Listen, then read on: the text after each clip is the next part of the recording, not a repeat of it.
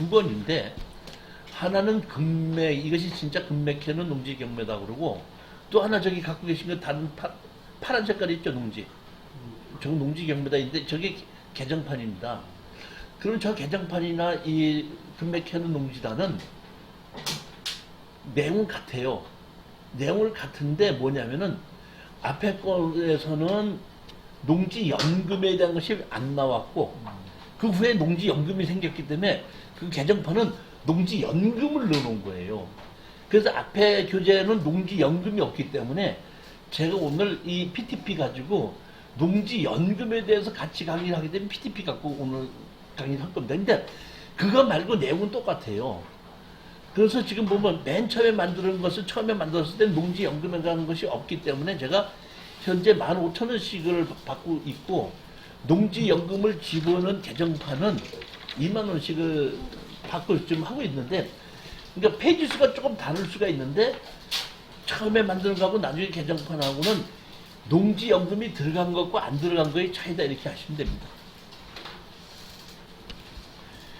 69페이지 보시면은 오늘 이 농업인 확인서 이렇게 돼 있죠.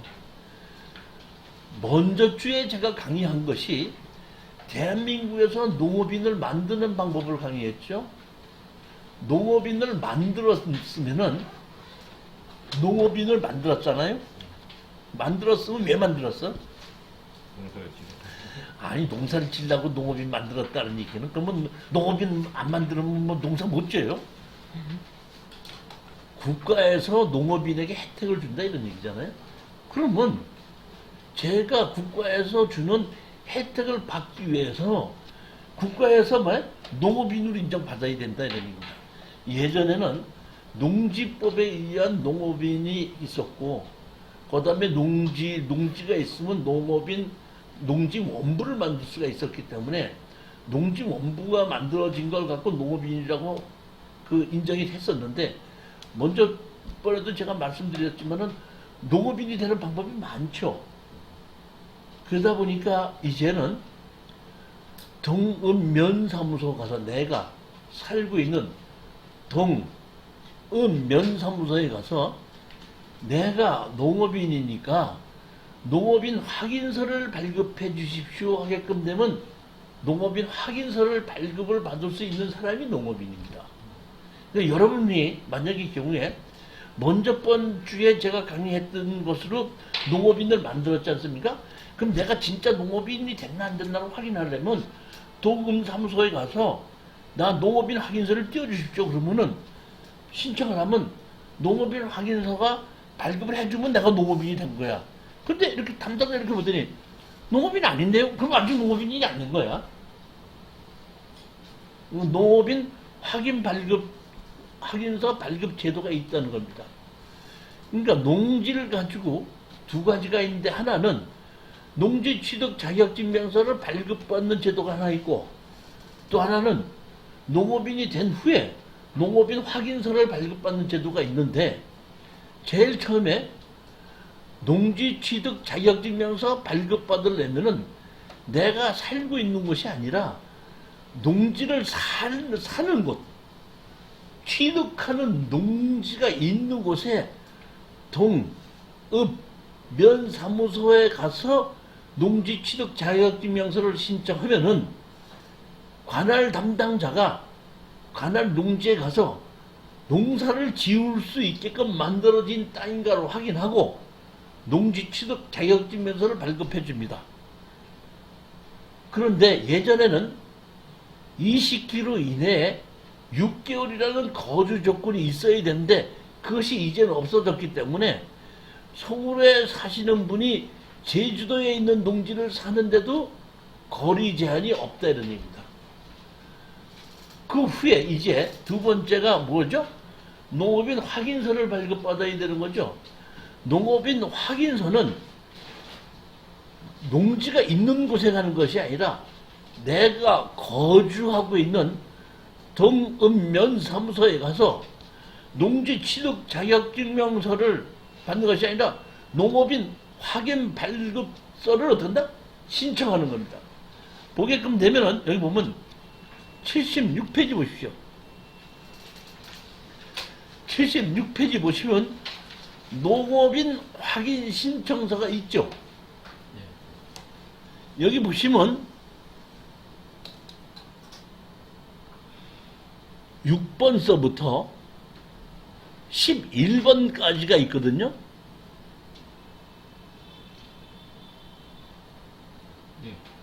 근데 6번서부터 9번까지가 대한민국에서 농업인이 될 수 있는 방법입니다. 대한민국에서 농업인이 될 수 있는 방법이 몇 번서부터? 6번서부터 9번까지 있습니다. 제일 먼저 농업, 농촌 및 식품산업 기본법에 의한 법에 의해서 농업인이 되는 방법이고, 그 다음 두 번째 보면 7번에 보면 농작물을 재배하거나 1000제곱미터 이상 소유를 하는 사람이 농업인이 되는 거고, 가축을 길러서도 농업인이 되는 거고, 임야를 소유해서 밤나무나 대추나무나 이런 걸 심어도 농업인이 된다고 얘기했었죠. 그 밑에 90일 이상 농업인이 농사를 지면 농업인이 될 수 있다고 그랬지 않습니까? 그러니까 6번서부터 9번까지가 내가 농업인이 될 수 있는 방법이거든요. 그럼 내가 어떤 방법으로 농업인이 됐다는 걸 이 6번서부터 9번 안에 표시를 하는 겁니다. 표시를 하고 제가 그 입증 서류를 같이 제출해야 돼요. 예를 들어서 내가 농지를 소유했다. 몇 제곱미터 이상을? 1000제곱미터를 소유했다는 소유한 증명, 농지 원부. 농사를 내가 짓는다 이런 얘기가. 내가 농사를 지으면은 농지 담당자한테 농지 원부를 만들어 주십시오 할 수가 있습니다. 농지가 없어도 농사를 지으면은 농지 원부를 만들어 줍니다. 그러면 어디서 농사를 짓는다는 걸 농지 원부를 만들었으면은 내가 농지 원부 증명서 하나 띄어가지고 내가 이렇게 농사를 짓고 있지 않냐는 이런 입증 서류를 가지고 하고, 여기 가축을 기른다 그랬죠. 그러면 축협에 내가 가입이 될 수 있죠. 그럼 나는 내가 축협에 가입된 사람이라는 증명서, 그걸 같이 제출을 해서 농업인 확인서를 든다 발급해 주십시오 하고 제출을 하게끔 되면은 담당 공무원이 서류를 받아서 제출한 서류를 확인해 보는 겁니다. 확인해 보고 다 맞다고 인정되면은 78페이지 보시겠습니다. 78페이지 보시면은 농업인 확인서라고 있죠. 농업인 신청서가 있고 농업인 확인서가 있습니다. 다 맞으면은 농업인 확인서에 의해서 도장을 찍어서 주면은 이것이 농업인 확인서거든요. 그러니까 내가 국가에서 농업인에게 이래저래 혜택을 준다 했을 때 그 혜택을 받으러 갔을 때에 농업인 확인서를 첨부해서 내가 이렇게 농업인 확인이 돼 있으니까 법에 의해서 농지법에 의해서 이러이러한 혜택을 준다 그랬으니까 나한테 이렇게 혜택을 주십시오 하는 것은 뭐를 첨부한다? 농업인 확인서를 첨부해서 신청하는 것이다. 즉 이제 농업인 확인서를 발급받는 법이 생겼다 이런 얘기입니다. 농지는 살 수 있는 사람이 둘 중에 하나에 누구하고 누구죠? 둘 중에 하나에 누구하고 누구야? 누구하고 누구야? 두 사람이 살 수 있는데 누구하고 누구 살 수 있어? 개인이 살 수 있고 농업법인이 살 수 있어요. 일반 법인이나 종중이나 일반 법인은 살 수가 없어. 누가 산다? 개인하고 농업법인. 그러니까 지금 제가 얘기한 거는 개인을 얘기한 겁니다. 개인은 이렇게 농업인을 만들 수가 있고, 농업인을 만들어서 농업인 확인서를 발급받아서 제가 국가에서 주는 혜택을 받을 수가 있는데, 이번에는 개인이 아니고 뭘 만들어? 법인이. 농업법인. 그럼 어떤 분이 저한테다가 주주님 개인으로 받는 게 좋아요? 법인이 받는 게 좋아요? 그래요? 개인이 받는 게 좋아요? 법인이 받는 게 좋아요? 그때마다 다르다. 그러니까 개인이 받으면 좋을 수도 있고 법인이 받아서 좋을 수가 있는 것이지 어느 한쪽이 좋다고 이렇게 얘기를 할 수가 없죠. 그러니까 제가 판단하기는 그래요. 자기 개인이 받을 수 있는 방법 하나, 일반 법인이 받을 수 있는 거 하나, 농업 법인이 받을 수 있는 거 하나, 이 세 개를 만들어 놓고 물건에 따라서 가장 나한테 유리하긴 거, 이번에는 어떤 걸로 받는 것이 제일 유리한가를 판단해서 그때마다 판단해서 결정을 해야지. 나는 법인 만들어 놓고 법인만 받겠습니다. 물론 그럴 수도 있지만은 어떤 경우에는 개인이 더 좋을 수 있는 경우도 또 있다는 얘기입니다. 근데 법인으로 받으려고 했는데 농업법인이 아니면 또 어쩐다? 안 될 수 있지 않습니까? 그러면 일반 건물을 농업법인이 낙찰받는다고 하면은 돼요, 안 돼요? 돼. 그렇지만 그 농사를 짓지 않는 건물에 대해서는 특혜는 하나도 없습니다. 그럼 왜 그걸 샀느냐고 둘이 어떤다? 농업법인이 왜 아파트 샀느냐고 어떤다? 이유 설명을 하고 할 수 있는 그런 것이 있기 때문에 서로 다르다는 얘기예요. 그 법인을 넣는다 그러면 예를 들어서 나는 뭐 부동산 임대업, 개발업 이런 법인, 농지를 사기 위해서는 농업법인, 아니면 개인 이렇게 세 개로 나누어 가지고 그때 필요한 대로 써먹는 것이 가장 좋다 이렇게 봅니다. 제가 얘기는 때로는 농업법인이 어떤다? 유리하다. 했는데 농업법인은 크게 두 가지입니다. 83페이지 보시겠습니다. 크게 두 가지인데 하나는 영농조합법인이 있고 하나는 농업회사법인이 있습니다. 조합법인과 회사법인의 이제 차이를 제가 잠시 말씀을 드리자면은 우리 조합을 만든다 그러지 아까 뭐 농협조합원이 된다든지 축협조합원이 된다든지 이렇게 되지 않습니까? 그러면 조합은 영농조합법인을 만든다 그러면 이렇게 아시면 됩니다. 여기 계신 분하고 여기 앞에 한 분, 두 분, 세 분, 네 분, 다섯 분이 같은 동네에서 딸기 농사를 짓는 거야. 우리 사모님은 10,000평, 그 뒤에 보면 1,000평, 1,000평, 여기는 5,000평. 이렇게 5명이 같이 딸기 농사를 짓거든요. 그러니까 우리 조합법을 만들자 해갖고 5분이 같이 조합 이름으로 된다? 팔고 사기도 하고 그 다음에 박스 같은 것도 맞추기도 하고 그 다음에 이름도 조합해서 같이 하나의 이름으로 된다? 팔기도 하고 의뢰도 하고 이렇게 같이 한다 이러니 그럼 그것이 훨씬 더 된다? 도움을 받을 수가 있고 개인이 도움을 받는 것보다는 그러면 또 국가나 지방자치한테 지원해 주는 게 많다 이런 얘기입니다. 조합원들이 서로 합쳐서 하다 보니까 아니야 이번에는 이렇게 하자 저렇게 하자고 의견이 갈릴 수가 있지 않겠습니까? 그럴 때 조합법인은 아까 10,000평, 1,000평, 1,000평, 1,000평, 5,000평이죠.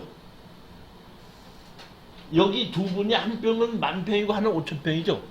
두 분은 갑으로 가자 그러고 1,000평씩 세 평이 을로 가자 그러죠.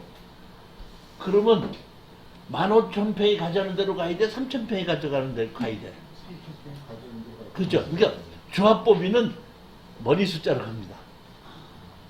조합법인은. 그러니까 평수하고 관계없어요. 그러니까 5명 중에서 3명이 일로 가자 결단하면 그걸로 가는 것이 어떤다? 조합법인입니다. 이번에는 회사법인입니다. 제가 초등학교인가 중학교인가 잘 기억이 안 나는데 그때 공부를 했어요. 회사를 만들 때는 뭐 유한회사, 합자회사, 한명회사, 주식회사 이런 회사를 만드는 것이 농업회사법인입니다. 한명회사, 합자회사, 농업법인 주식회사 이런 식으로 만들 수 있는 것이 있는데 대부분이 한명회사, 합자회사, 유한회사 이런 것보다는 대부분이 주식회사를 만들죠. 왜 주식회사를 만들어요? 주식회사를 만드는 이유가 뭡니까? 주식에서 주주 권한이고 그 대표이사는 저도 없잖아요. 친구가 일단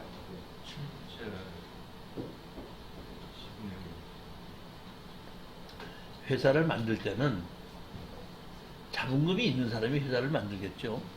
회사를 만들어야지 회사에서 일하는 일자리도 생기는 거 아닙니까? 근데 돈 많은 사람이 자기 돈 갖고 먹고 그냥 편안하게 살았는데 회사 만들어야 돼.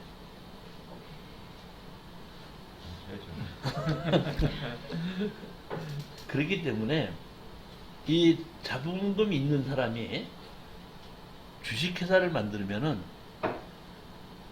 빚을 져도 자기 개인 재산까지는 빚으로 안 넘어오게끔 하는 것이 주식회사거든. 내가 주식회사를 만들어서 내가 10억 있는 것 중에서 1,000만 원을 얻었나?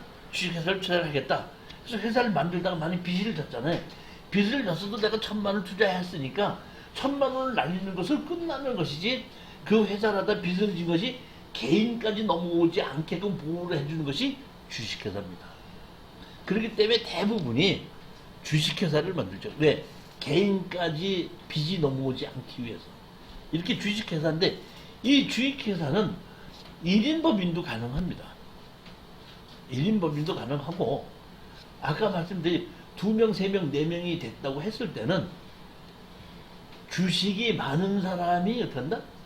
정권을 쥐는 거죠. 대표이사를 바꿀 수도 있고 위임할 수도 있고 결정을 할 수 있다. 이것이 뭐야? 회사법인이다 이럽니다. 회사법인 이렇게 법인으로 회사를 만들어서 땅을 거래할, 농지를 거래할 수도 있고 개인으로도 거래할 수 있는데 농업회사를 만들려고 할 때는 뭐가 좋은지 하면은 일반 주식회사나 농업법인 주식회사나 만드는 방법은 똑같습니다. 다른 점이 하나가 있다면 이사진 중에서 1명 이상이 농업인이 반드시 있어야지 농업법인 회사를 만들게끔 되어 있습니다. 일반 주식회사는 농업인이 없어도 주식회사를 만들겠죠. 예전에는 주식회사를 만들려면 자본금이 5천만 원 이상 이렇게 있었지 않습니까? 지금은 자본금 필요 없죠. 자본금 필요 없어요. 그냥 일반 주식회사를 만들면 되는 건데 주식회사 농업법인 만들면 되는데 그때 이사진이 누구여야 된다? 아까 농업인 만드는 방법이 있었죠. 그러니까 농업법인 주식회사를 만들려고 했을 때는 농업인 확인서 이사진 중에서 농업인 확인서가 한부가 첨부돼서 가야지 농업인이라는 겁니다. 우리가 농사를 실질적으로 지어서 농업인의 농업주식회사 농업법인의 혜택을 받는 것도 많지만은 일반 투자로 하려고 할 때도 농업법인 회사가 유리한 경우도 있어요. 자 보십시오. 아까 주식회사 농업법인 혼자도 만들 수 있다 그랬죠. 예를 들어서 사장님이 주식회사 농업법인을 하나를 만들었어요. 만들어 가지고 농업부를 땅을 낙찰 받았죠. 사장님 거야 법인 거야? 법인의 대표이사죠. 그래서 대표이사가 농지를 사갖고 뭘 했죠? 농사를 지었죠. 농사 지었어 안 지었어요? 지었죠. 3년 동안 지었어요. 그 농지를 경매로 1억에 샀거든요. 근데 3년 지나고 나니까 그 옆에 개발 계획이 있어서 그게 얼마로 뛰었어? 5억으로 뛰었어. 얼마로 뛰었어? 팔아야 돼, 안 팔아야 돼? 1억으로 샀는데 5억에 뛰었으니까 4억이 넘었죠. 4억에 된 양도소득세 내야지 안 내야지. 법인세 법인은 안 되는데. 법인세 내지 양도소득세는 안 되잖아요. 그럴 때 법인이 법인세를 낸다고 생각하면은 잘못된 거야. 왜냐면 법인도 농지를 팔으면 양도소득세를 내는데 그게 아니라 회사를 팔어. 지금 대표이사죠. 뭐야? 대표에서 대표이사를 농지를 파는 것이 아니라 대표이사를 짐철수에서 순위로 넘겨주는 거야. 그러면 그 농지 자체는 그 법인이 그대로 갖고 있는 거고 뭐만 바뀌었어? 대표이사만 바뀌었잖아요. 그렇기 때문에 그거는 파는 게 아니야. 대표이사가 바뀐 것이지 농지를 거래한 것이 아니잖아. 무슨 얘기인지 이해가셨습니까? 그런데 제가 몇 년 동안 농사를 지랄했죠? 3년 이내에 농지 대표이사를 바꾸면은 농지를 매매한 것으로 봐. 노법인이 사서 농지를 3년 이상 농사를 지었다가 대표이사를 바꿔도 그거는 그냥 주식을 파는 거지요. 근데 만약에 3년 이내에 대표이사를 바꾸면은 주식을 파는 걸로 보지 않고 농지를 파는 걸로 보는 겁니다. 우리가 개인이 농지를 사서 양도소득세를 내지 않기 위해서는 몇 년을 농사를 지어야 되죠? 8년이죠. 그것도 뭐를 해야죠? 제촌이라는 것이 있죠. 제촌이 뭐예요?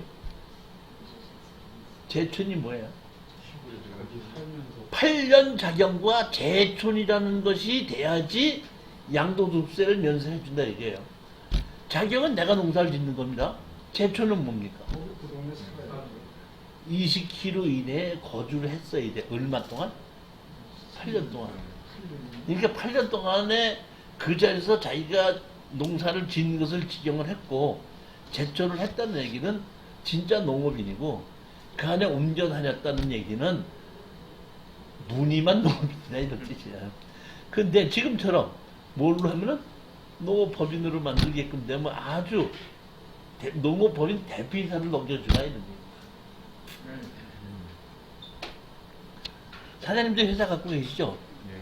그러면 농업회사도 갖고 있다가 농지를 팔지 말고 뭘 줘? 대표이사 자리 줘.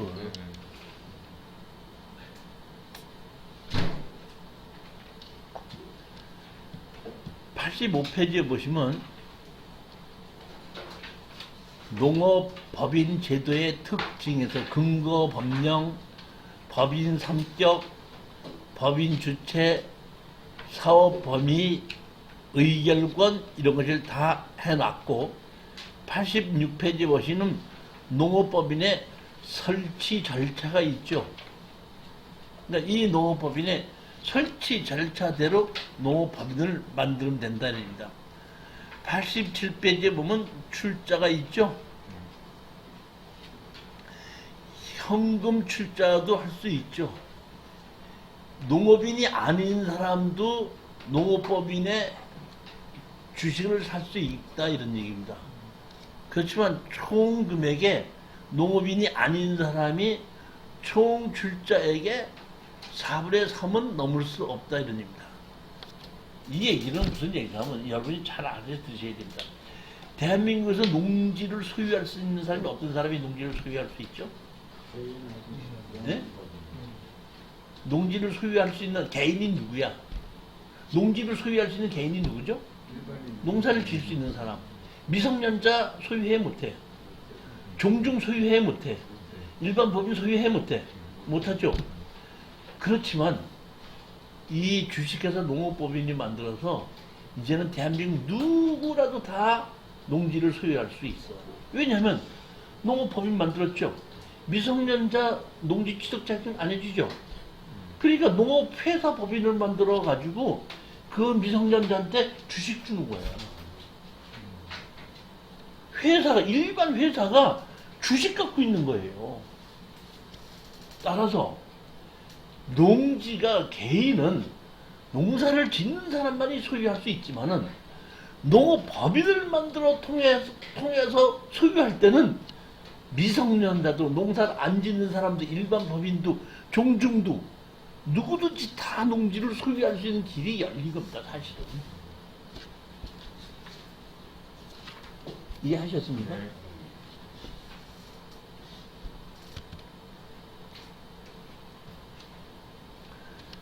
90페이지 보시면 영농조합법이나 농업회사법인에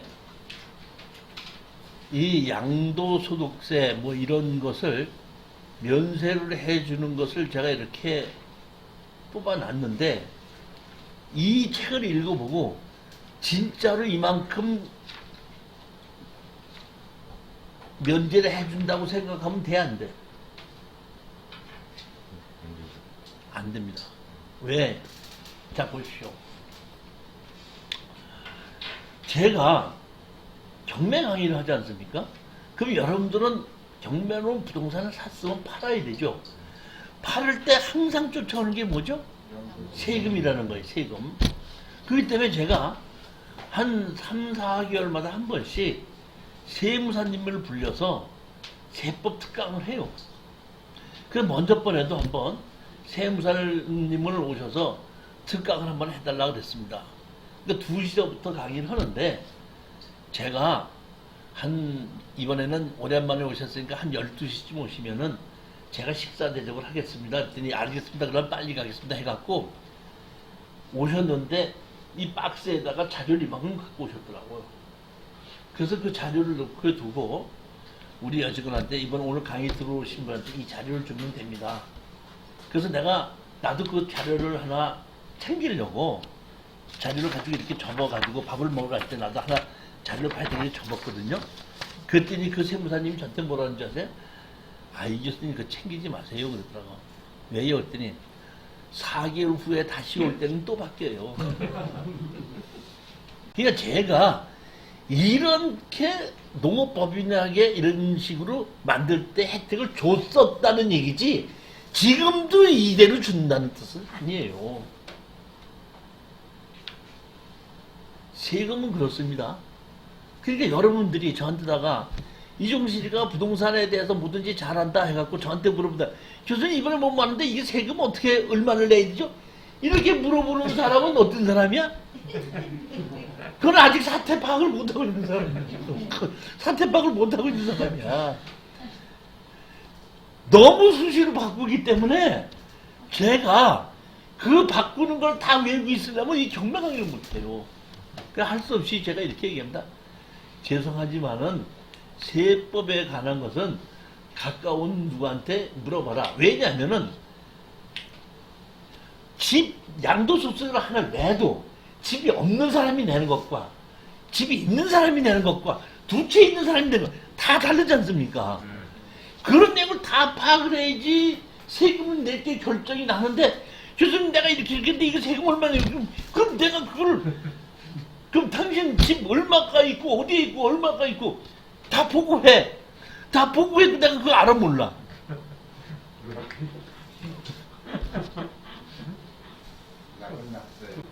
지금 이게 만약에 이 세무 관계도 내가 세무사는 아니더라도 세금을 만들어 놓고 한 2, 3년 동안을 변경하지 않는다면 그 정도는 알 수 있겠죠. 근데 이거 몇 개월마다 바뀌는 걸 어떻게 다 아느냐고요. 이렇게 있었다 이런 얘기지 이래도 된다는 것은 아니라는 겁니다. 95페이지 보시면은 일반 주식회사와 농업법인의 정관이 다른 겁니다. 이게 정관을 예로 이게 국토교통부에서 예전에 이 농업법인 주식회사 만드는 거를 이렇게 정관을 예로 만들어 놓은 거를 제가 그대로 교재로 옮겼습니다. 그러니까 이런 것을 바탕으로 해서 정관을 하나 만들면 된다 이런 얘기입니다. 이제부터는 농지 연금에 가서 얘기하기 때문에 금맥의 책을 가지고 계신 분은 보지 마시고 화면을 보십시오.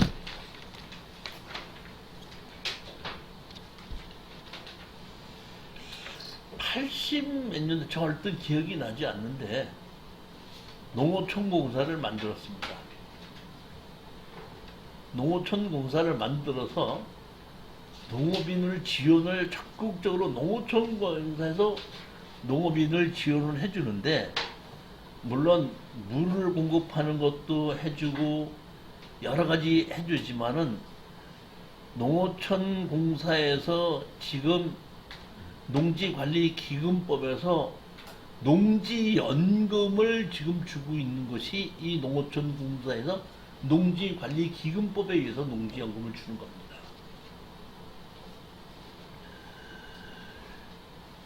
제24조 5 농지를 담보로 한 농업인의 노후생활 안정 지원 사업 등 소유한 농지를 담보로 노후생활 안정자금을 지원할 수 있다. 노후생활 안정자금을 지원받은 권리는 다른 자에게 양도하거나 담보로 제공할 수 없으며 다른 자는 이를 압류할 수 없다.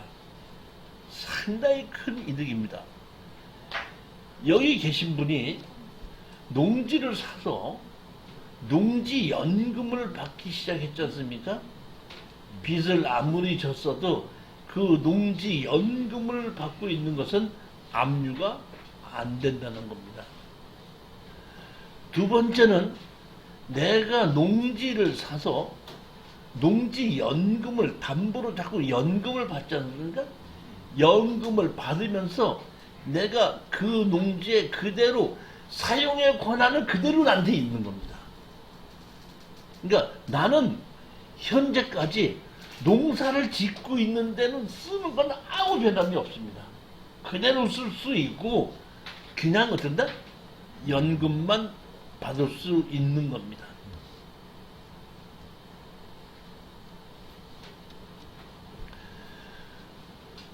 1. 농지연금이란 만 65세 이상 고령 농업인이 소유한 농지를 담보로 제공하고 노후 생활 안전자금을 매월 연금 방식으로 지급받고 수급자 사망 시 연금 채무를 상환하는 제도를 말한다. 이런 얘기입니다. 자, 이렇게 하는 겁니다. 여러분이 농지를 가지고 연금을 받기 위해서는 제일 첫 번째 조건이, 받을 조건이 65세 이상 돼야 됩니다. 65세 이상 되는 것을 다른 데 가서는 자랑하지 않지만은 연금 받을 때는 자랑이 됩니다. 나 농지연금 받을 자격 됐어. 그러면 제가 농지연금을 받자가 10년 있다가 제가 어떻게 한다? 사망할 수 있지 않습니까? 사망할 때는 두 가지 방법이 있는데, 나가 받은 것을 배우자가 넘겨받을 수도 있습니다. 그렇지 않으면은 그 농지연금을 받던 그 땅을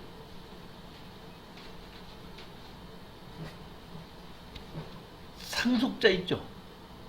상속자가 자기 이름으로 가져가면서 그 아버지가 그동안 10년이면 10년이든지 15년이든지 농지연금 받아간 금액이 있죠.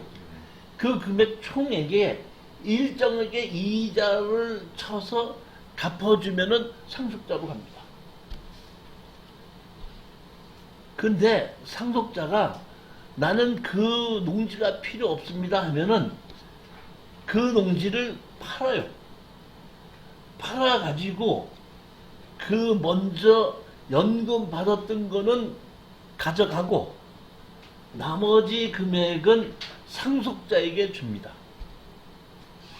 마이너스 될 경우에도. 그런데 팔아봤더니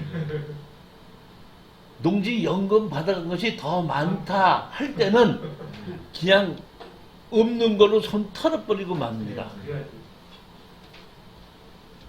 저는 우리 지금 연금 제도가 많지 않습니까? 많은데 현재까지 오늘까지는 오늘이 언제죠? 2020년 8월 12일까지는 연금 중에서 농지연금이 가장 좋은 연금이라고 생각합니다. 그리고 저의 입장에서는 여러분들에게 60세가 된다면은 농지연금을 생각하시고 농지연금을 한번 준비해 두시라 이렇게 권하고 싶습니다. 왜냐하면은 65세가 됐다고 해서 내가 농지가 있다 해서 무조건 연금을 주는 것은 아니고 5년 이상을 농사를 지었던 경험이 있어야 됩니다. 그러면 여러분이 65세에 농지를 샀어. 그러면 연금을 받으려면 5년이 지나야 되잖아요. 70세부터 받을 수 있는 겁니다. 농지연금은. 5년 동안 농사를 지어야 되니까. 그렇기 때문에 제가 하는 것은 농지연금을 받을 수 있는 그 농지는 65세 돼서 사더라도 60세 때는 한 돈 1,000만 원짜리라도 농지를 사서 그냥 농업인으로 5년 동안은 지내고 있어라 이런 그렇게 권하고 싶은 겁니다.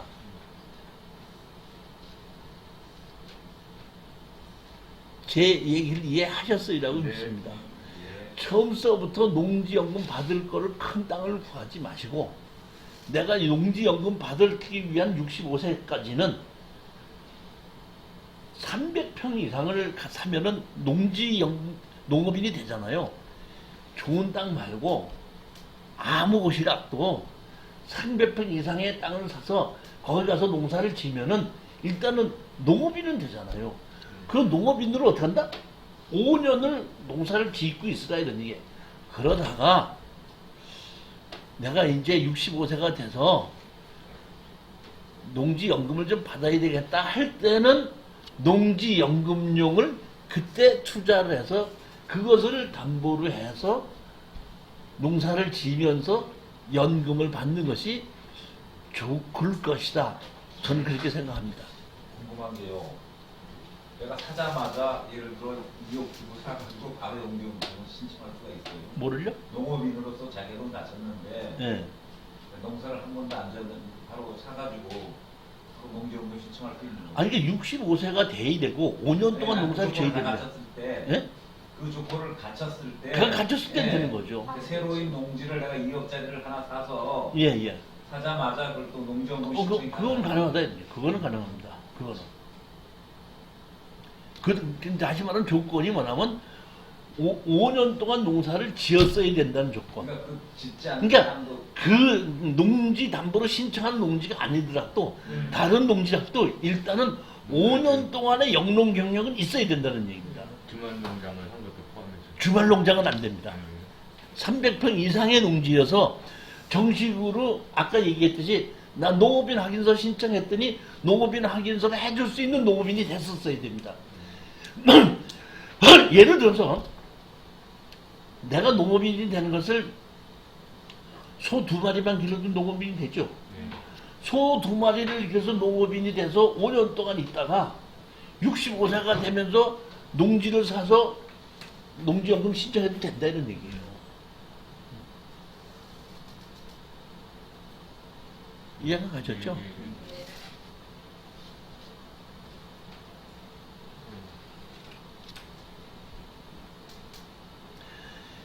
가입 대상자의 농업인 판단 기준. 농지연금은 고령 농업인에게 지원하는 사업, 따라서 사업 신청 당시 농업인 자격을 갖추고 있어야 됩니다. 다시 말하면 농지연금 신청 시에 농업인이었어야 되지, 농업인이어야지 되지, 농업인이 없으면 안 되는 거야.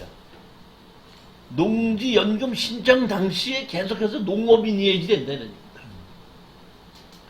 농업인이란 농지법 제2조 제2호 농지를 소유한 농업인에 따른 농업인 이렇게 얘기를 했는데 아까 얘기했듯이 농업인으로 5년 동안 있었다 이런 얘기예요. 그런데 연금을 받으려면 농지가 있어야 돼. 예를 들어 농업인으로 5년 있었는데 그 농업인은 소만 있었고 땅은 없죠.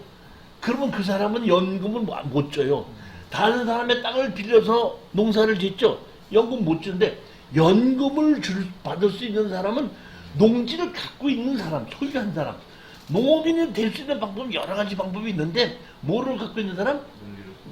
농지를 소유한 사람. 그러면 제가 먼저 번에 얘기했죠. 임야를 갖고 있는 사람도 농업인이 될 수 있다 그랬죠. 그러면 임야를 가지고 그 밤나무나 잣나무나 대추나무를 심어서 농업인이 됐죠. 그럼 그걸 담보로 농지연금 달라고 그러면 되냐? 안 됩니다. 농업인은 될 수 있어요. 임야에다가 밤나무, 잣나무, 대추나무 심었을 때 농업인은 될 수 있지만은 그 임야를 담보로 농지연금은 안 된다는 겁니다. 근데 만약에 가족 중에 그 공동묘 집사람 같은 거 해놓고 나중에 농원들이 돼하고 남편이 그걸 받아먹을 수 있나요? 반대로 얘기하시네. 남편이 갖고 있다가 배우자가 될 수 있어야 되는데, 자, 한번 3점 보십시오. 여기 보면 다 나와요. 가입자 사망 시 배우자가 연금을 계속 받으려면 농지연금은 부부 모두 평생 지급을 보장하도록 설계되어 가입자가 사망하더라도 배우자는 사망할 때까지 계속하여 동일한 금액의 월 지급을 지급받을 수 있다. 즉 얘기는 배우자가 농지를 갖고 있든지 남편이 농지를 갖고 있어서 그 한 사람이 그걸 농지를 담보로 해서 농지연금을 받지 않습니까? 받았는데 그 사람 이름으로 돼 있는 그 농지인데 그분이 돌아가셨단 말이에요. 그러면 그것을 그 농지를 상속자가 있을 거 아니에요. 그러면 아들이 셋에 딸 둘에 배우자가 있다고 가정하십시다. 그러면 그 배우자가 농지연금을 그대로 상속받으려면은 농지를 그 배우자가 다 상속을 받아야 되거든요. 그러니까 아들 셋에 딸이 하나 있다 그랬죠. 아들 셋과 딸 하나는 이 농지를 상속을 포기해야 돼. 그래서 배우자가 그대로 그 농지를 상속을 하면은 그 먼저 남편이 받고 있던 그 연금을 그대로 배우자가 연속해서 또 받을 수 있는 겁니다. 이해하셨습니까? 네.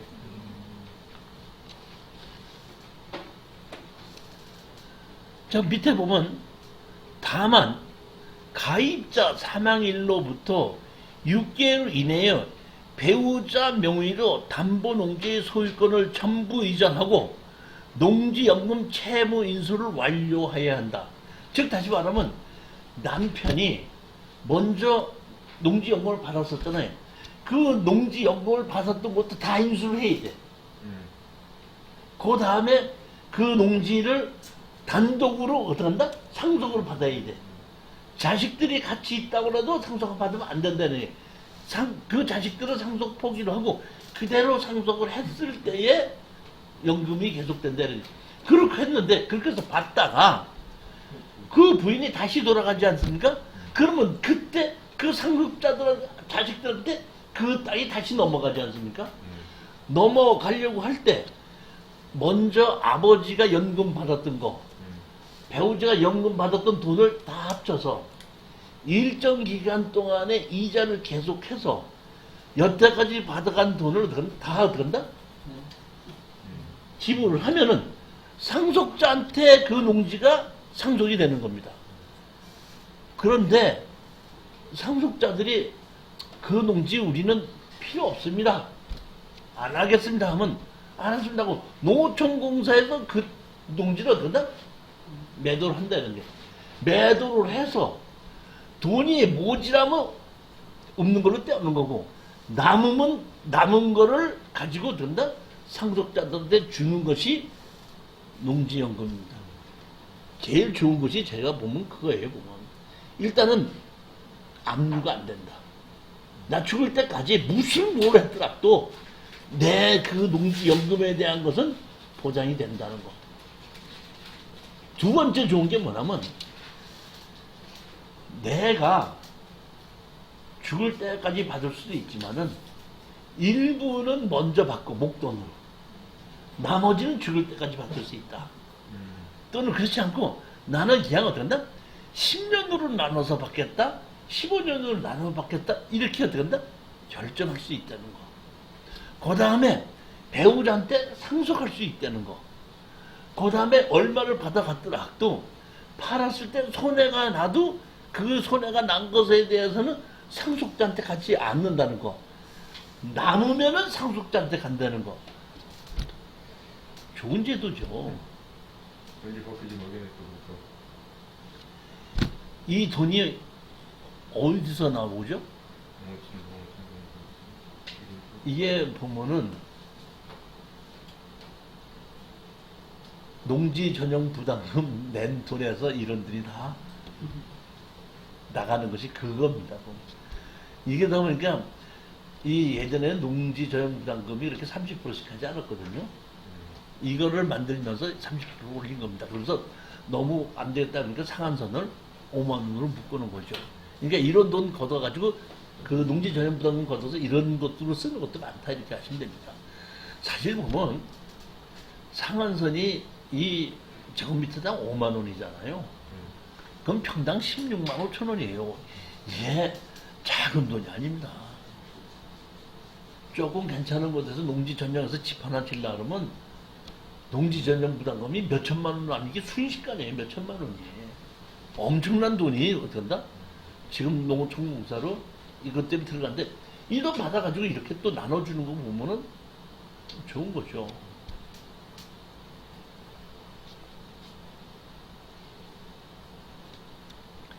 (4번) 농지연금 채무는 언제 어떻게 갚아야 하나? 중도해지입니다. 아까 돌아가시면은 갚는다 그랬죠? 그런데 한 3년 정도 농지연금을 받았는데 그 옆에 삼성전자가 들어온다 그래. 연금 받아야 돼, 팔아야 돼. 할 수도 있다 이런 얘기다. 이게 그 얘기입니다. 자 봅시다. 농지연금 채무는 가입자의 사망 등으로 지급정지 사유 발생 시 아래와 같이 상환, 수급자의 사망 후 상속자가 연금 채무를 전액 상환할 수 있다. 근데 받은 금액만 받는 도로 갚는 것이 아니라 일정의 이자를 보태서 갚는 것입니다. 이 2번, 수급자 사망 후 상속인의 의사에 따라 담보권 실행을 했을 경우 농지연금 채권을 회수하고 잔액이 있을 경우 상속자에게 돌려드린다. 아까 상속자들한테 다 갚아버리면은 그 땅을 상속자에게 돌려준다 이런 얘기입니다. 3번, 수급자가 농지연금 수급 중에 약정 해지를 위하여 채무를 상환하자 할 경우 농지연금 채무를 전액을 상환해야 하며 상환하지 않을 경우는 실행을 통하여 상환받게끔 된다. 뭐를 통해서? 경매를 통해서 상환받게끔 된다. 즉 이 얘기는 뭐냐면 내가 연금을 받고 있는데 뭐가 들어왔다? 삼성전자가 들어왔다. 그럼 팔면서 내가 그동안 받았던 금액을 전부 다를 도로 갚는데 원금만 갚는다, 이자도 포함한다. 이자 가서 포함해서 갚아버리면 농지연금에서 해제된다 이런 얘기입니다. 그런데 아까도 말씀드렸듯이 해지를 해야 되는데 돌아가셨다든지 이렇게 해지를 해야 되는데 상속자들이 어떻게 한다? 우리가 그거를 갚지 않겠다 그러면 아까 농어촌공사에서 이 농지를 매매한다 그랬죠? 매매할 때 이 농지를 경매로 내놔서 누가 사가지 않습니까?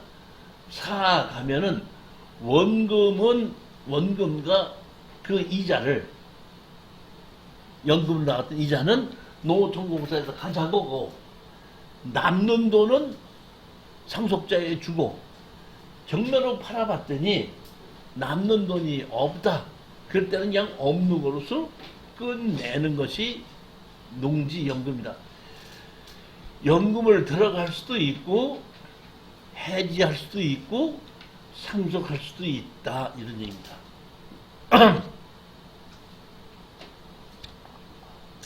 5번 그러면 이러한 농지연금의 가입 조건은 어떻게 되느냐?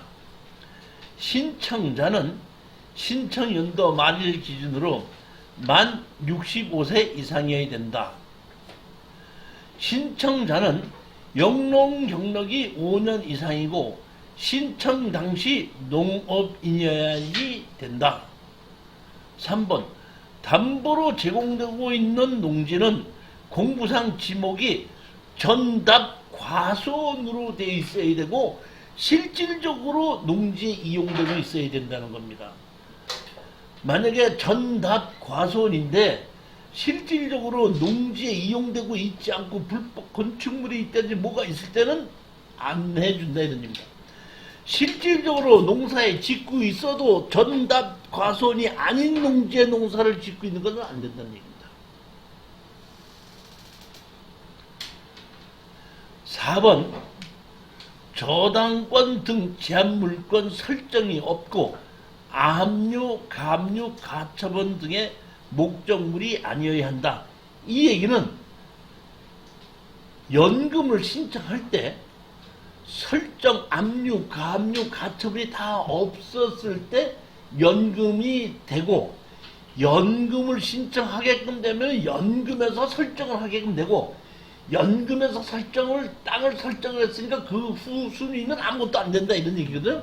그럼 채권자가 저 사람이 한 달에 연금을 200만 원 받는다 한 것을 200만 원 압류한다 이럴 수도 있는데 그것도 안 된다 이런 겁니다. 땅도 안 되지만은 연금 받는 그 생활 비용도 안 된다 이런 겁니다. 그러니까 일단 농지연금으로 들어갔다 하는 데는 땅도 받는 것도 어느 것도 어떡한다? 손 못 댑니다. 5번 신청자가 국민연금이나 개인연금 등 다른 데서 연금을 받을 수 있지 않습니까? 그 연금을 받고 있다고 해서 농지연금을 못 받는 건 아닙니다. 그러니까 다른 연금을 아무리 많이 받아도 농지연금은 별도라는 얘기입니다. 다만 농지연금에 딱 하나 뭐가 있냐면 이런 것이 있습니다. 농지를 100억짜리 농지를 갖고 있어도 감정가가 100억짜리 농지를 갖고 있어도 상환선이 300만 원입니다. 그 이상은 안 줍니다. 농지연금은 얼마까지만 준다? 300만 원까지만 줍니다. 그 밖에 잘라가지고서 이렇게 그래야 되겠죠. 그러면은 300만 원 정도를 내가 연금을 받으려면은 언제까지? 내가 죽을 때까지 300만 원을 받으려면은 도대체 얼마짜리 농지를 내가 가지고 있어야 되느냐 이런 얘기입니다.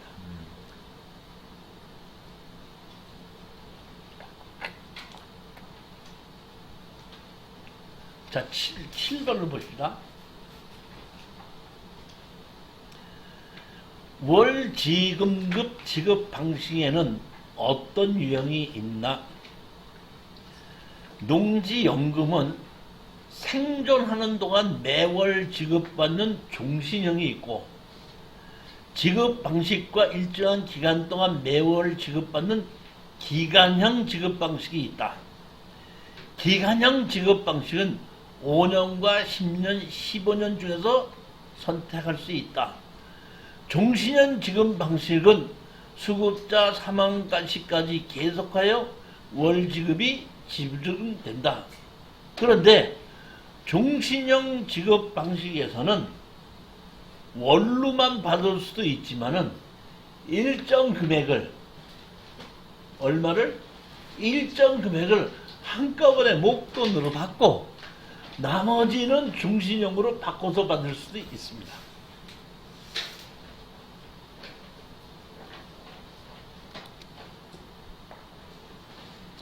기간형 농지연금의 월지급금은 그간형 또는 종신형과 같이 가입자의 연령, 담보농지 평가 가격에 따라 월 지급이 달라진다.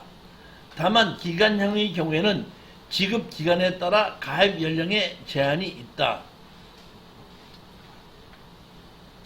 담보농지 평가 가격 1억 원의 지급 기간별 가입 연령별 월 지급금은 다음과 같다.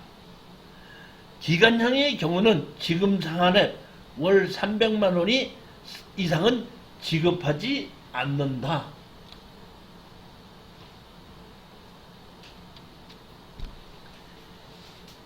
기간형이 있습니다. 이거 그대로 믿으시면 안 됩니다.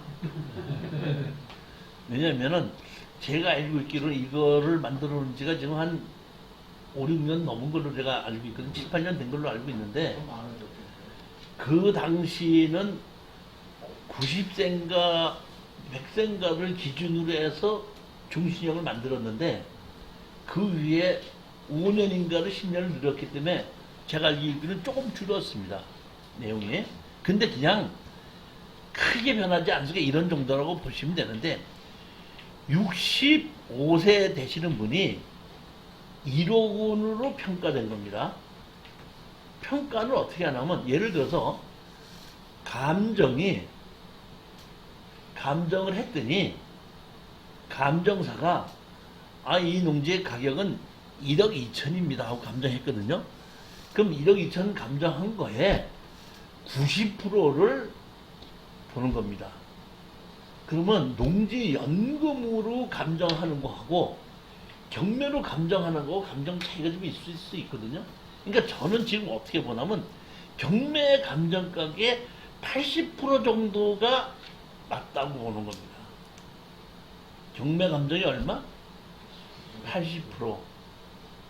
80%가 보면 상한선이라고 보면 예를 들어서 감정가가 경매 감정가가 2억이라고 볼 수 있게끔 되면은 80%면 1억 6천이잖아요. 내가 2억짜리 감정을 2억짜리를 내가 경매로 낙찰 받았다 그러면 이 농어촌공사에 이거를 얼마 정도로 치냐면 한 1억 6천 정도를 치고 지급을 한다 그러는데 만약의 경우에 1억이었을 경우에 65세 되신 분이 15년형으로 내가 연금을 신청하겠다. 15년 동안 내가 받겠다. 그러면 57만 2천 원을 줍니다. 70세가 되신 분이 15년형을 지급해서 받겠다. 그러면 58만 1천 원입니다. 75세 되신 분이 제가 15년 동안 받겠다. 그러면 60만 5천 원입니다. 65세서부터 70세까지는 15년형만 있습니다. 근데 75세서부터 80세까지는 10년형도 있고 80세 이상 되는 경우에는 5년형도 있습니다. 그러니까 80세 되시는 분이 1억짜리 농지를 담보로 제공했을 때 1억짜리는 아까 이게 80%일 때 경매 감정가의 80%가 1억이 됐을 때에 그분이 80세라 그러면은 월 158만 6천 원의 연금을 받는다 이런 겁니다. 제가 보기에는 우리 홍 사무총장님 부모님 지금 시골에서 농사 짓고 계십니까? 시골에 농사 짓고 계신 부모님 있으시면은 농지가 많지 않더라도 여러분이 그분 이름으로 농지를 경매 가격이 예를 들어서 감정가가 5억짜리인 거를 2억으로 떨어졌다 그러면 내 이름으로 사지 말고 그분 이름으로 사세요. 그래서 그분 이름으로 된다? 농지 연금을 신청해서 그분 돌아가실 때까지 그 돈 받아서 어떻게 한다? 그분 쓰시게끔 하면은 내가 별대로 그분이 돌아가실 때까지 그분 갖고 쓸 수 있게끔 해드릴 수 있지 않냐 이겁니다. 본인이 나이가 들어도 지금처럼 이렇게 65세가 넘으셨어도 강의로 들어오시면 좋다 이랬는데 건강하니까 80대가 돼서 내가 들어놓여 있는데 누가 돈을 벌어 갈 수도 없고 그럴 때 농지연금을 시청해서 갖고서 내가 들어놓여 있어도 영지연금은 나오잖아 이거. 근데 들어놓여 있어도 돈 있으니까 시키는 거야. 너 이거 엄마 이거 좀 키워 시킬 수 있잖아. 그래 안 그래요? 맞아요. 참 있어야지. 뭐가 있어야 돼? 돈이 있어야 들어놓여 있어도 돈 있으면 시킬 수 있는 거야. 이번에는 종신형입니다. 아까는 기간형입니다. 15년, 10년, 5년 기간형이에요. 이번에 무슨요? 종신형입니다. 농지연금은 기본적으로 가입자의 연령, 담보농지 평가 가격에 따라 달라진다. 월지급금은 가입 연령이 높을수록 담보농지 평가 가격이 높을수록 더 많이 수령을 할 수 있다. 담보농지 평가 가격을 가입 연병별 월지급은 다음과 같다.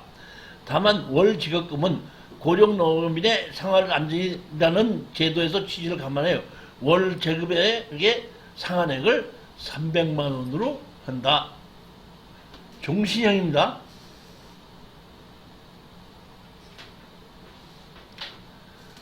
농지 가격이 1억 원으로 평가됐을 때 65세면은 36만 4천원을 준다는 얘기입니다.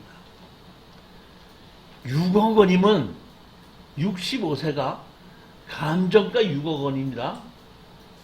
제가 먼저 주에 제가 농지연금으로 하게끔 한 것이 5억 얼마짜리가 2억 얼마까지 떨어졌죠. 그럼 5억 얼마면 내가 한 4억 5천 정도 돼간다 그랬죠. 그럼 여기 4억 원짜리를 보게끔 됐을 때 4억 원을 우리가 2억 주고 샀다고 가정합니다. 5억 4천짜리가 됐으니까 내가 보면 2억 한 4, 5천을 보는데 2억 4천에 65세가 된 것을 우리가 2억 한 5천 투자해서 농지연금을 받으면 내가 죽을 때까지 월 145만 6천 원을 받을 수 있다는 겁니다.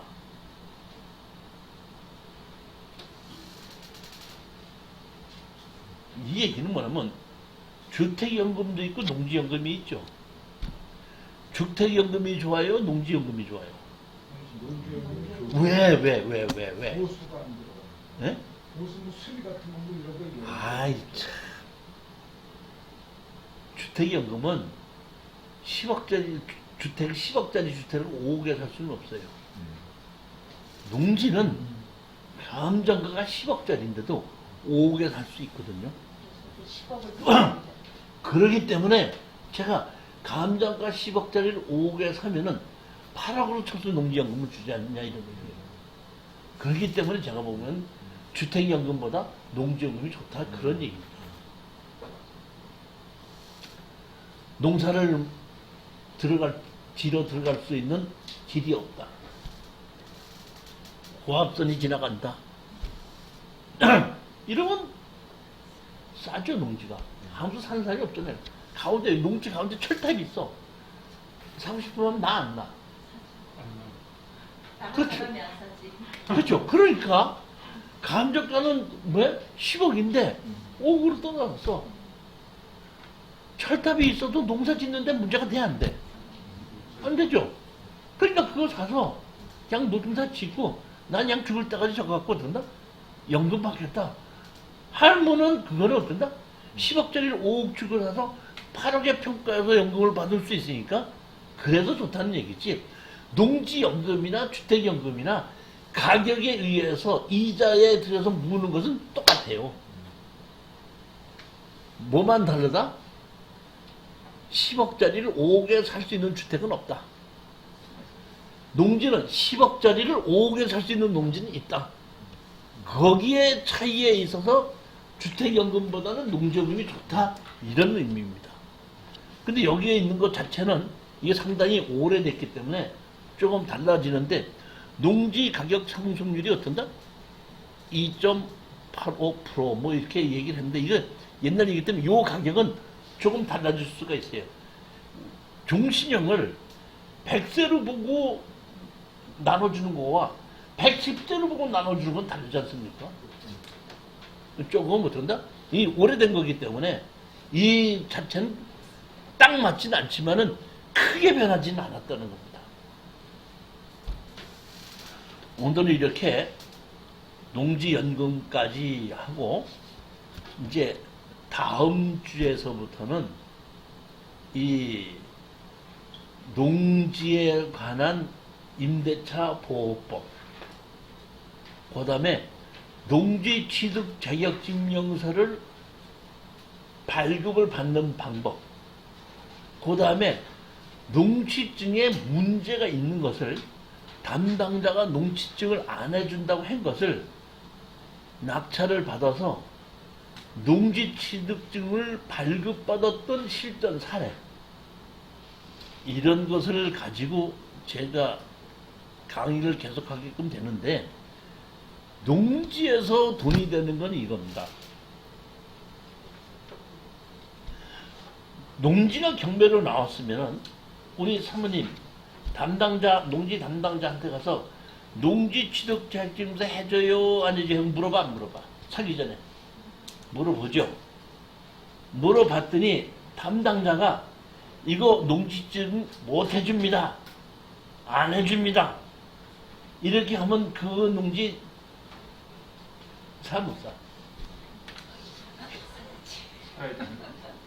그러니까 돈이 되는 농지는 담당자가 농지 취득 자격증서 안 해주겠다고 해서 가격이 떨어진 걸 사서 행정소송을 해서 농지증을 받으면 돈이 됩니다. 그러니까 언제는 그게 되고 언제는 그게 안 되는지의 실전 사례를 가지고 다음번에 강의를 한다, 이렇게 아시면 됩니다. 자, 오늘 강의는 여기까지 끝내도록 하고 다음 주에 또 다시 뵙는 걸로 하겠습니다. 자, 안녕히 들어가십시오. 이제 103페이지 보시겠습니다. 먼저 번 시간에 이제 농지연금까지 이제 얘기를 했고, 이번에는 뭐냐면 우리가 농지 취득 자격증명서를 발급받는 거를 가지고 잠시 얘기를 하도록 하겠습니다. 예전에는 농업인만이 농지 취득 자격증명서를 발급받을 수 있었습니다.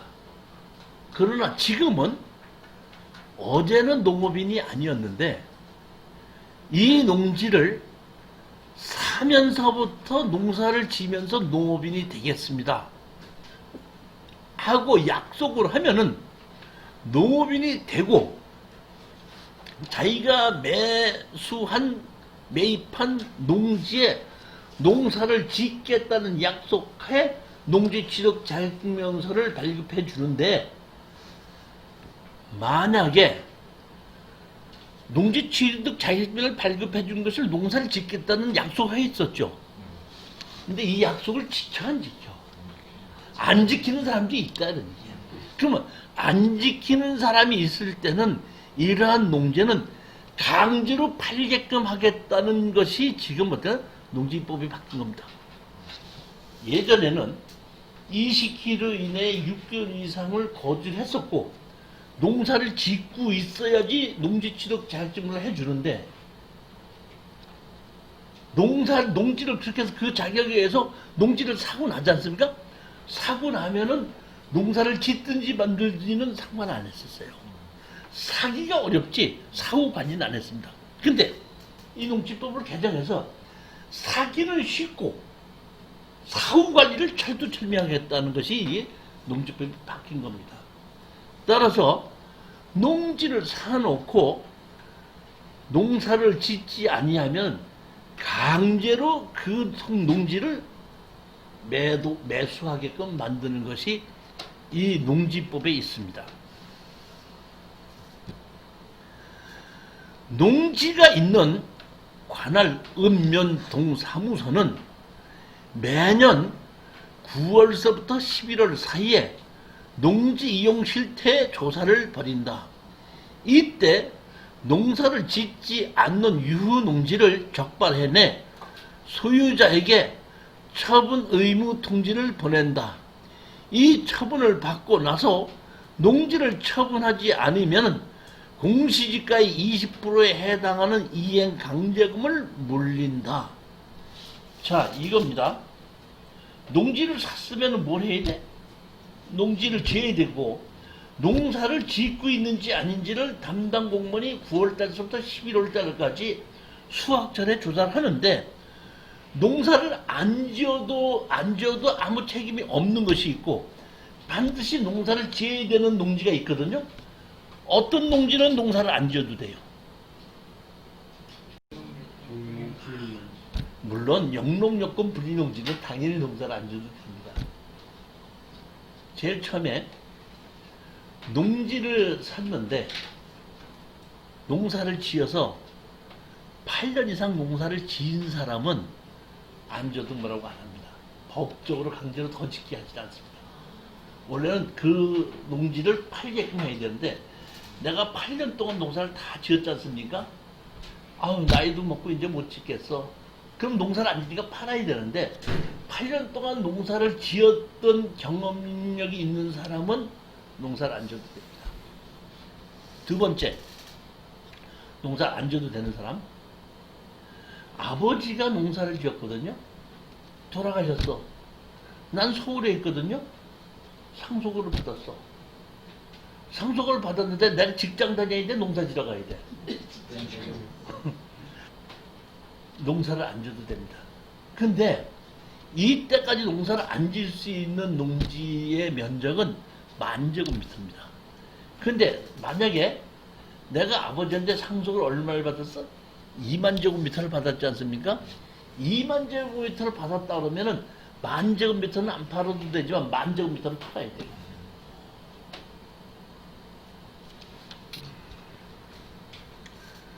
내가 농사를 짓는데 국회의원에 선거 당선이 됐어. 농사 져야 돼, 국회에 출석해야 돼. 그러니까 공직자로 취임하게끔 되면 안 줘도 됩니다. 내가 농사를 짓는데 아들내미가 미국에 이민 가서 사는데 왔다 가래. 그러면 한 달 만에 와, 6개월 만에 와. 그럴 때 3개월 이상 해 나갔다 오면은 안 줘도 됩니다. 그 다음에 병원에 입원을 하거나 아팠을 때 안 줘도 됩니다. 그 다음에 군이나 이런 데 입대를 했을 때 안 줘도 됩니다. 그러면 자 보십시오. 어떤 땅에 농지가 있는데 농사를 안 지면은 담당자가 농사를 안 짓는 땅을 주인으로 어떻게 한다? 너 나와서 왜 농사를 안 짓는지 설명해라. 청문회 통지가 나오게끔 됩니다. 그러면 청문회 통지를 가서 내가 이번에 국회의원에 당선됐습니다. 시의원으로 당선됐습니다. 군인에 갔습니다. 병원에 갔습니다. 이런 식의 정당한 사유를 들게끔 되면은 그런다? 뭐라고 얘기하지 않습니다. 그런데 청문회 오라 그랬는데 오지도 않고 답변도 안 하고 농사도 안 짓고 하면은 그때부터 그 담당자는 그 공시지가의 20%를 이행강제금으로 어떡한다? 내려보내서 언제까지? 8일 때까지 이행강제금이 매겨지게끔 됩니다. 이때에 이제 담당자가 갑니다. 가서 얘기합니다. 내가 팔으려고 그러는데 안 팔리는 걸 이행강제금을 내면 어떡하냐. 그래 안 그래요? 나 팔으려고 내놨다. 내놨는데 뭐가 안 된다? 안 팔린다. 그러니까 이행강제금은 매기지 말아달라. 이러면은 그러면 파는 것을 누구한테 맡기셨습니까? 그러면 동네 공인중개사한테 맡겼습니다. 그러면은 그러면 안 되고 파는 것을 농어촌공사에 위임하십시오. 그러면 팔릴 때까지 이행강제금 안 나옵니다. 이렇게 얘기합니다. 그러니까 내가 안 팔리고 때 했을 때에 이거를 파는 것을 누구한테 위임한다? 그럼 농어촌공사가 대신해서 팔아줍니다. 그러면 가격을 파는 가격을 내가 결정해야 돼? 농어촌공사가 결정해요? 농어촌공사가 결정합니다. 그럼 농어촌 경사는 이거를 팔는 가격을 두 개로 봅니다. 하나는 실질적으로 거래가 되는 가격, 하나는 공시지가. 두 개의 가격으로 산다? 없습니다. 하나는 현재 거래 가격, 하나는 무슨 가격? 두 개 비교를 해서 둘 중에서 더 가격이 싼 가격에 매물을 내놓습니다. 그랬는데도 안 팔리면은 이행강제금은 안 냅니다. 그렇죠. 내가 공인중개사한테 맡겨서 안 팔리는 경우에는 이행강제금이 나갑니다.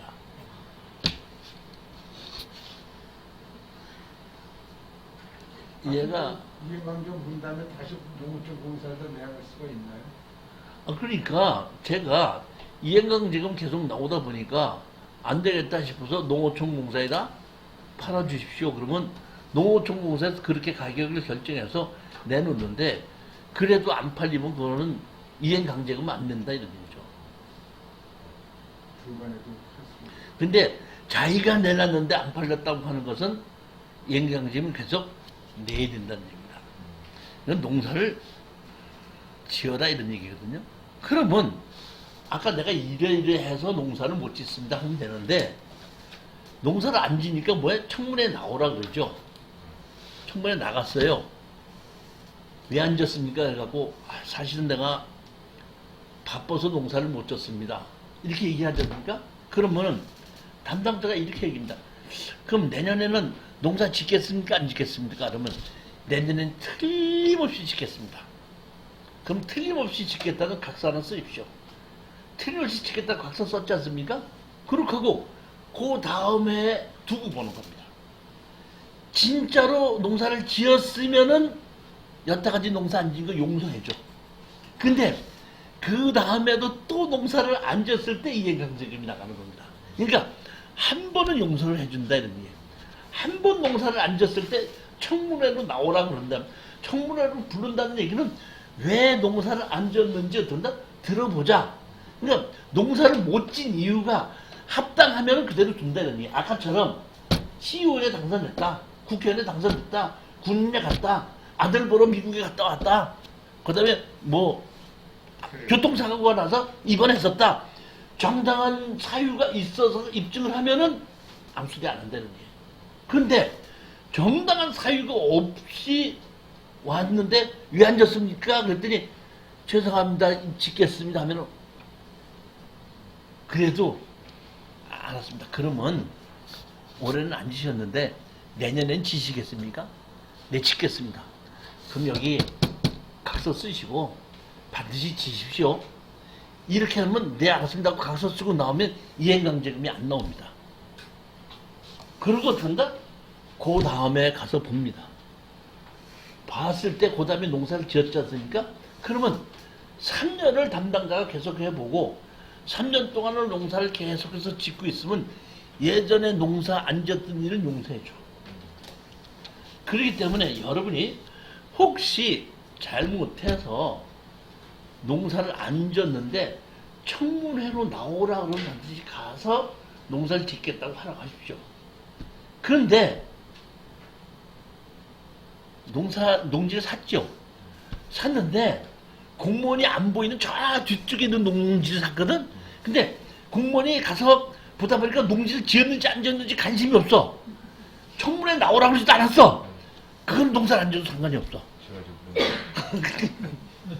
그러니까 공무원에게 지적을 당했을 때는 반드시 가서 농사를 지어야 되는데 농지인데 농사를 안 지었는데 담당 공무원이 지적을 하지 않았다 그러면 그건 어떻게 한다? 문제가 없다. 아시죠? 그렇다고 또 내가 그런 농지를 갖고 있습니다. 또 뭐 이렇게까지냐. 저는 모르고 한 25년 이상을 갖고 있었어요. 105페이지 보시면 공시송달 공고 이렇게 있죠. 이 얘기는 무슨 얘기냐면 농사를 짓는 사람이 있는데 농사를 안 짓는 사람에게 담당자가 나오라고 출두하라고 보냈는데 주소지가 명확하지 않을 수 있죠.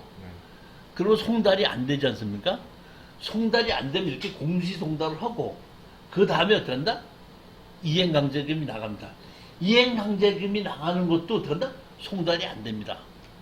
그러면 그 자기 농지인데도 지금처럼 이분이 내가 그런 농지입니다 이렇게 할 수가 있지만은 나중에 가서 보면은 이미 공매로 날아가서 다른 사람이 그 농지 주인이 될 수도 있습니다. 왜냐하면 농사를 안 지었기 때문에 농사 지으라고 들어간다? 송달을 했는데 중국에 가 있느라고 송달을 못 받았거든? 그러니까 그 사람 담당자는 지금처럼 공시송달한 거야. 공시송달하고 어떻게 한다? 이행강제금을 냈거든? 이행강제금을 매겼는데 중국에 있느라고 받았어? 못 받았어? 못 받았죠? 그러면 그 5년 동안 모여있죠? 그러면 그걸 가지고 공매를 집어넣으면 다른 사람이 그 공매를 낙찰을 받으면 한 10년, 15년 후에 가서 보면 다른 사람이 주인이 되는 거야. 재산세 지금 내고 있으면 괜찮은 거죠? 그렇죠. 그럼 괜찮아. 재산세 계속 내고 있으면. 재산세 아직까지 내고 있다 그러면 아직까지 그렇게 된 건 아니에요.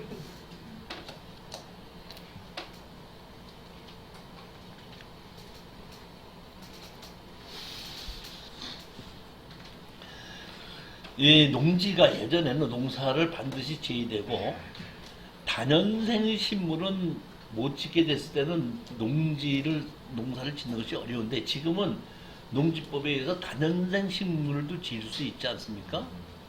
그러니까 우리 집사람 제 친구들이 여기 남양주에 농지를 샀는데 농사를 지어야 되잖아요. 그럼 뭐를 심어야 되냐고 그러길래 제가 농사를 잘 지을지 모르니까 가시오커피나 사서 좀 심어놓으라 그랬거든요. 가시오커피 뭐 하는 거 뭐 좀 심어놓고 다른 데는 안 가고 내비로 뒀다가 씨 딸 때는 같이 가. 그러니까 씨를 따갖고 갖고 와서 씨를 갖고 심는 게 아니라 그 가시오커피 씨 따갖고 와서 술당 먹어.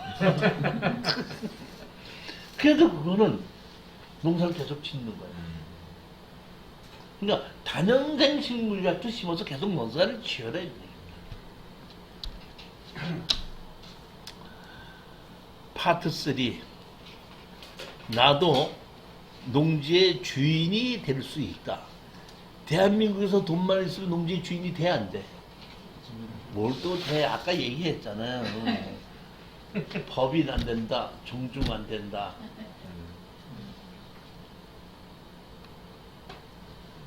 109페이지 보시면 농지의 소유입니다.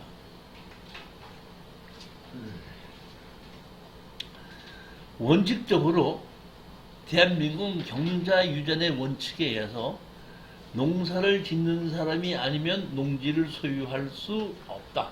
원칙입니다. 110페이지를 보시면 농사를 짓지 않는 사람도 이러이러한 경우에는 농지를 소유할 수 있다 이렇게 되어 있습니다. 제일 첫 번째 보시겠습니다. 국가나 지방자치단체가 농지를 소유하는 경우에는 농지 취득 자격증명서 없이 농지를 취득할 수 있습니다. 여기에 있는 얘기는 무슨 얘기냐면 대한민국에서 전답 과손을 등기를 하려면은 농지 취득 자격증명서가 있어야지 등기가 되는데 지금 110페이지에 있는 것은 농지 취득 자격증명서가 없어도 등기 이전을 할 수 있는 경우를 얘기하는 겁니다. 제일 첫 번째, 국가나 지방자치단체가 전답 과손을 살 때는 농지증 없어도 됩니다.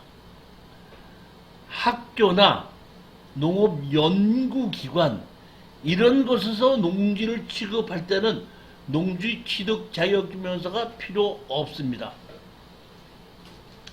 세 번째, 주말 체험 영농을 목적으로 농지를 소유하는 경우 이렇게 해놨는데 주말 체험 영농으로 하더라도 농지 취득 자격증명서는 필요한데 농지 취득 자격증명서 해준다는 뜻입니다. 농업인이 아니더라도. 그러니까 이것은 300평 미만의 농지를 살 때는 목적이 주말 영농 목적으로 쓴다고 하면은 농지증을 해주는 겁니다. 300평 이상은 영농 계획서를 써야 된다 이런 겁니다. 그 밑에 상속으로 농지를 취득하여 소유하는 경우, 아까 제가 잠시 말씀드렸죠. 아버지가 농사를 짓는데 돌아가셨다. 나는 농사 짓는다 아니다? 못 짓는다. 그래도 그 상속으로 취득을 할 때는 농지 취득 자격증서 없이 그냥 상속 등기로 가능합니다. 전답 과수원도. 농업 경영을 하던 자가 이농한 후에도 이동 당시 소유하였던 농지를 계속 소유하는 경우, 이 얘기는 무엇이냐면 8년 이상 농사를 짓던 사람이 아버지가 시골에서 농사를 짓다가 힘들으니까 아들 집으로 갔어. 또는 힘들어서 농사를 못 짓겠어. 이렇게 됐을 때 8년 이상 농사를 짓던 사람이 농사를 안 지어도 와서 왜 당신 농사를 안 짓느냐 이렇게 얘기를 하지 않습니다. 농사를 안 지니까 팔아라 이렇게 얘기 안 한다. 나 8년 동안 농사 자기가 했잖아. 된 겁니다.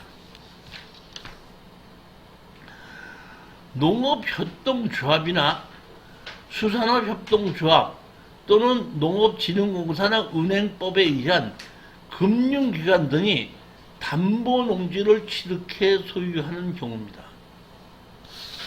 자, 이거 잘 들어보십시오. 여기 계신 분이 농지를 샀어요. 사서 대출을 하려고 은행에다가 어떤다? 대출을 해달라고 그랬습니다. 대출을 받았어요. 5억짜리를 4억을 대출을 받았습니다. 또는 3억의 대출을 받았습니다. 받아서 농지를 갖고 있다가 이자를 내지 않으니까 은행에서 이것을 경매로 진행을 시켜서 회수하려고 합니다. 회수하려고 할 때 농지 취득 자격증명서 때문에 농지를 살 수 없죠. 그러면 이때에 은행은 농사를 짓지 않죠. 2번 이상 경매가 유찰이 돼서 은행에서 저것을 그냥 경매로 그대로 내비로 두면은 손해가 발생할 수 있을 때 자기가 그 농지를 입찰에 들어가서 어떻게 한다? 낙찰을 받을 수 있다 이런 얘기거든요. 이 얘기는 이런 겁니다. 농지가 담보로 잡고 돈을 빌려줬는데 돈을 안 갚으면은 농협에서 농협자산관리공사에다가 불실채권으로 넘기죠. 그럼 그 불실채권을 NPL회사가 사죠. 그런데 NPL회사가 농지를 낙찰을 받을 수도 있다 이런 얘기입니다. 자기가 NPL로 어떤다? 4억 주고 샀어. 근데 감정을 해서 경매를 집어넣다 보니까 3억 6천까지 떨어졌어. 손해를 보겠거든? 그럼 자기네가 손해를 보지 않기 위해서는 이 농협에서 방어 입찰에 들어가는 겁니다. 자기네들이 손해를 보지 않으면 4억은 들어가야 되겠죠. 근데 얼마까지 떨어졌죠? 3억 6천까지 떨어졌죠. 그럼 자기네가 어떻게 한다? 4억의 입찰에 들어가는 거야. 근데 어떤 사람이 4억 2천을 썼으면 배당 받으면 되는 겁니다. 근데 4억을 이상 쓰는 거 없이 누가 3억 7천을 썼잖아? 그럼 자기네들이 3천만 원 손해보잖아. 그러니까 자기네들이 4억을 낙찰을 받아서 그만큼 그대로 된다? 소유할 수 있게끔 되는 것이 이게 그런 얘기다. 그러니까 다시 말하면 농지를 담보로 빌려줬을 때 NPL로 넘어갔을 때 그 넘어간 NPL 회사들이 여의치 않고 자기네들을 건져 쓰려고 자기네들 돈을 마저 건지기 위해서 자기네들이 방어 입찰에 들어갈 수도 있게끔 만들어진 것이다 이런 얘기야. 여기서 담보 농지를 취득해 소유하는 경우 이렇게 됐는데 내가 개인적으로 설정을 해갖고 경매로 집어넣었을 때는 안 됩니다. 은행에서 설정을 했을 때만 이것이 되는 겁니다. 그 다음을 보시겠습니다. 농지 전용 허가를 받거나 농지 전용 허가 신고를 한 자가 그 농지를 소유하는 경우, 내가 어떤 농지를 농지 전용 허가를 받았습니다. 농지 전용 허가를 받아서 건물을 지을 수도 있죠. 그러는 중에 매매를 할 수도 있죠. 그때는 농지 전용 허가를 받았기 때문에 농지 취득 자격증도 없이 해준다 이런 얘기입니다. 경매로 농지 전용 허가를 받아서 공사를 하다가 경매로고 나오는 경우가 있죠. 이때에 준공이 났으면 대지로 바뀌는데 허가만 받았기 때문에 지목이 전답 과손이죠. 이랬을 때 농지 전용 허가를 받았을 때는 농지 취득 자격증을 해준다 이런 겁니다. 이거 그 뜻입니다. 농지 전용 협의를 마친 농지를 소유하는 경우, 자, 위에는 농지 전용 허가를 받거나 농지 전용 신고를 한 농지죠. 밑에는 뭐죠? 농지 전용 협의를 마친 농지를 소유하는 경우죠.